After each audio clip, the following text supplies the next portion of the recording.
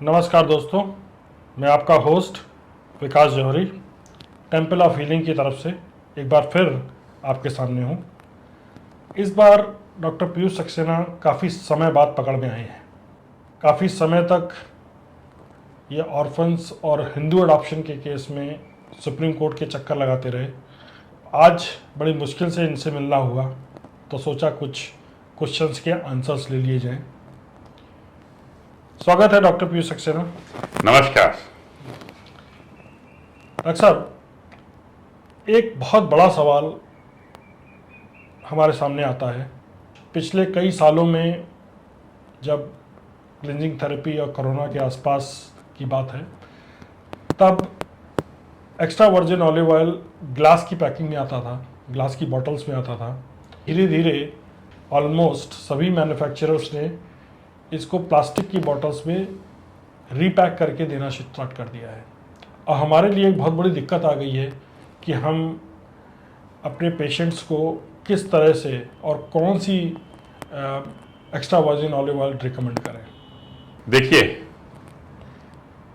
मैंने लिवर क्लींस की प्रोसेस 22 साल पहले शुरू की थी और आज मेरे कहने पर आप लोग, बहुत सारे लोग इसको फॉलो कर रहे हैं।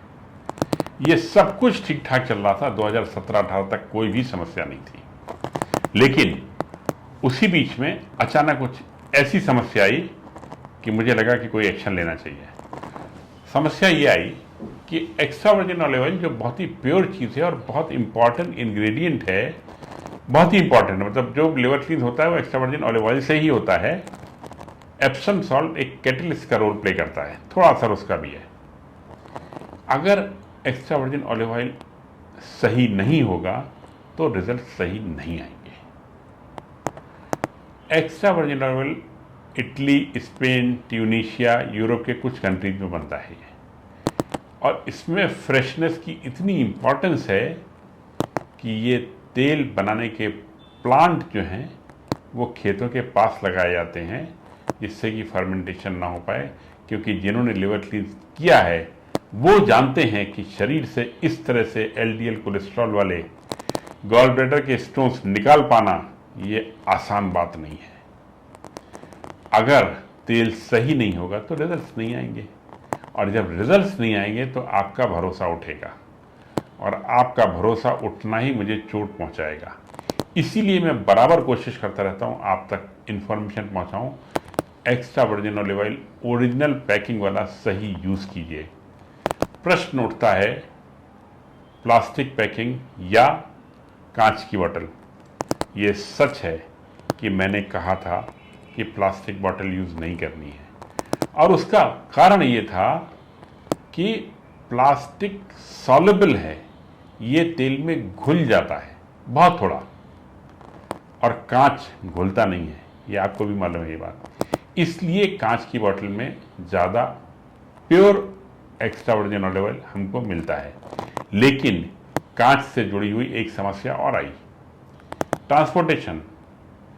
हमारे लिवर क्लींस करने वाले भाई बहन लोग देश विदेश में दूर दूर तक फैले हुए हैं, और हमारे वॉलंटियर्स प्रयास करके उन तक तेल पहुंचाते हैं, लेकिन खुद जाना तो संभव है नहीं, इसलिए बाई पोस्ट भेजते हैं।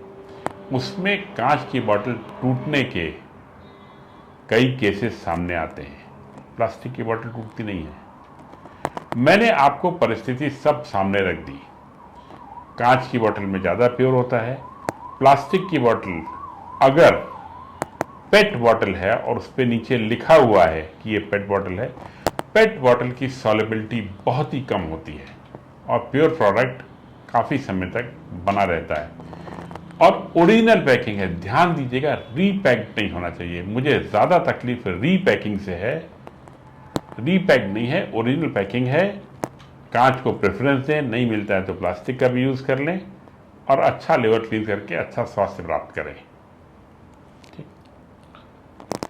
वैसे तो साइंटिफिकली जो जितनी भी पेट बॉटल्स होती हैं फूड ग्रेड प्लास्टिक में बनती हैं, और ये ट्रांसपेरेंट नहीं होती हैं।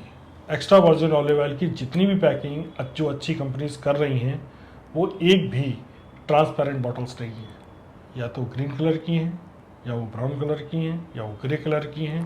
ये बात और है कि plastic bottle versus glass bottles में ग्लास बॉटल ज़्यादा रिकमेंडेड है। हालांकि ग्लास बॉटल भी आपको ध्यान रखने वाली बात है कि वो ट्रांसपेरेंट ना हो, वो भी कलर्ड होनी चाहिए, जिसमें से सन रेज का या फिर लाइट का जो प्रोडक्शन किया जा सकता है वो उस पर प्रॉपरली किया गया हो। मुझे उम्मीद है कि आप लोगों को आपके सवाल के आंसर मिले होंगे।